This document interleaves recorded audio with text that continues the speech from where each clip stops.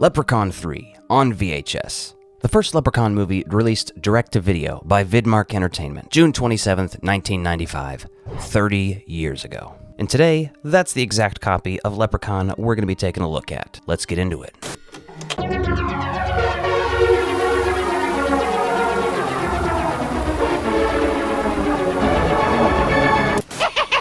Welcome back to the Ecto Violence channel. My name is Alec. This is Darwin. Yoshi is on my lap. Today we're talking Leprechaun 3, specifically the Vidmark Entertainment's original VHS release from 1995. Now this is interesting because it's the first of the Leprechaun movies that was direct to video. And you'd think the quality would dip, but personally, if you ask me, this is where the Leprechaun movies start getting great. This could be considered a hot take, you know, the first two Leprechauns are not my favorite. 3, 4, and 5 are my favorite Leprechaun movies. I think those are the best three. They're the ones I rewatch the most. Don't blame me, blame my upbringing. So the director is Brian Trenchard Smith. He also directed Leprechaun 4. He did BMX Bandits, Night of the Demons 2. He's done some pretty interesting stuff. Obviously, Warwick Davis is back, a legend, not just because of the Leprechaun movies, but because of everything he's done. John Gattens plays Scott, which is sort of our main character in this story. So that guy went on to become a writer, and he writes a bunch of movies now. Recently he wrote Kong Skull Island and the Power Rangers reboot. So he's writing big stuff. Caroline Williams plays Loretta, which is really cool because she plays Stretch in Texas Chainsaw Massacre 2, my favorite of the Texas Chainsaw sequels. She was also in Stepfather 2. You know, this movie was shot in 14 days. It had a budget of just over $1 million. And to be honest, it does not show. This movie is excellent for that. It's insane. So let's throw this tape in and get into it. The first thing we're going to see, of course, is an FBI warning, followed by a, let me say, just gorgeous, beautiful, stunning Vidmark Entertainment logo.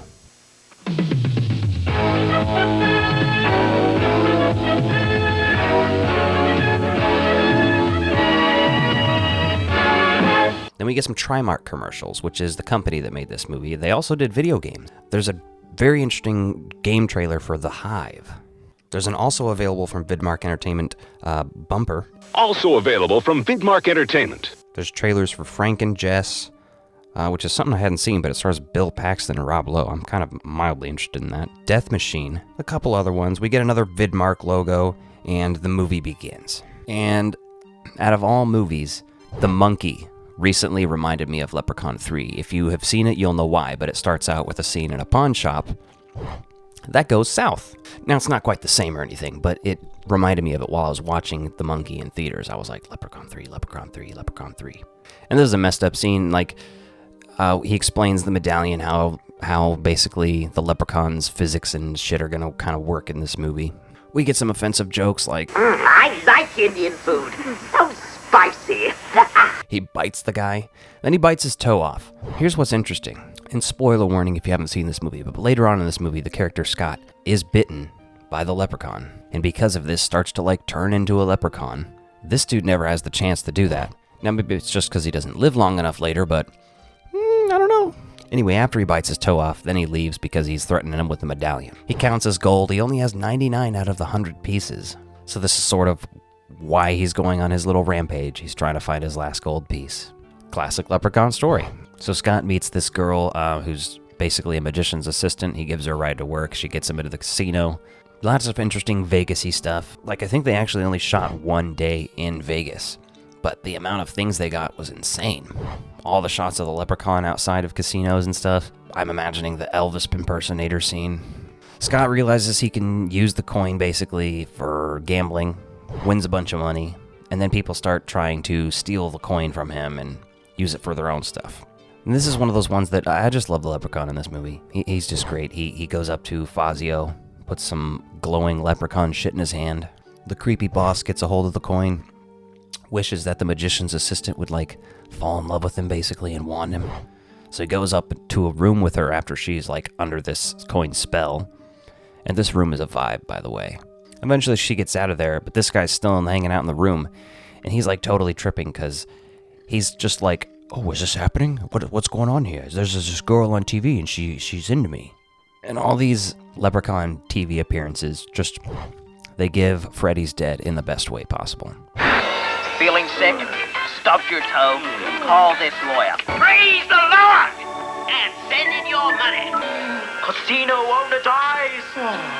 The bed of lies. Also, at one point, this guy refers to his Johnson as a heat-seeking moisture missile, so we have that going for us in this movie. He ends up getting straddled by this woman who came out of the TV, who then turns into a robot with just like silicone tits attached to a robot. It is like very bizarre scene.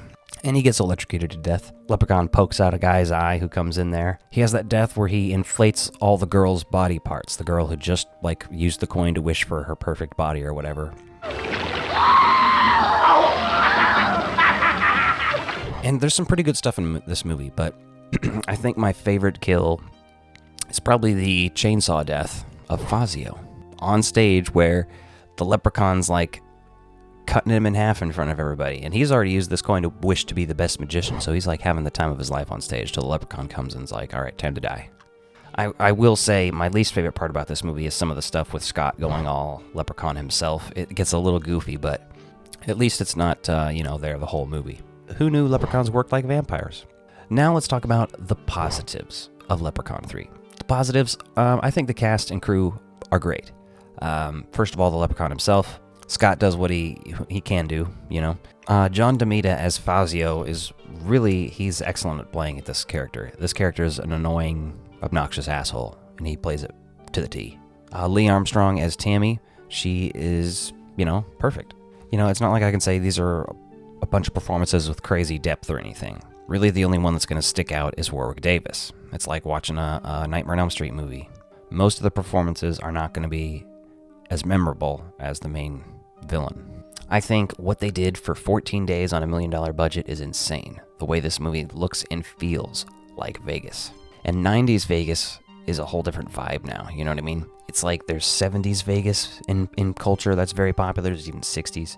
80s, it's kind of like, meh, I personally can't think of any movies that take place in Vegas in the 80s, but in the 90s, there's a fuck ton. Vegas Vacation, Leprechaun 3, Swingers, Casino, Fear and Loathing in Las Vegas. The kills, I think the kills are excellent. They're funny. There's some interesting stuff going on that doesn't lead to kills directly, but like where he turns that guy into a slot machine. And overall, I think this movie is just fun. It is a fun Leprechaun movie. Perfect for a St. Patrick's Day afternoon. You know what? I watched this one last night. I might watch 4 tonight. Or I might watch Leprechaun in the Hood. As far as negatives go for Leprechaun 3, I'm going to say maybe do another draft on the script. There's some things in there that I think that could have been, a little bit better.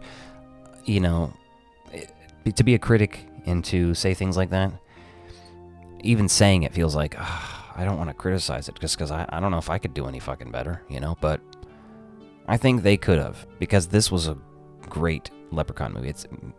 I don't know if it's my favorite. It's up there, though. But considering, again, 14-day shooting, $1 million budget, I think it's excellent what we got. And before I rate Leprechaun 3, why don't you jump in the comments down below, let me know what you thought of Leprechaun 3, which is your favorite Leprechaun movie. I am going to give Leprechaun 3 a 3.5 out of 5 hearts. Now, it's no Nightmare on Elm Street, but Leprechaun 3 truly holds up for me. It is comforting to watch, and maybe it is for you too, because we're both mentally ill. Well, thanks for watching. If you liked this video, be sure to check out this one and hit that subscribe button.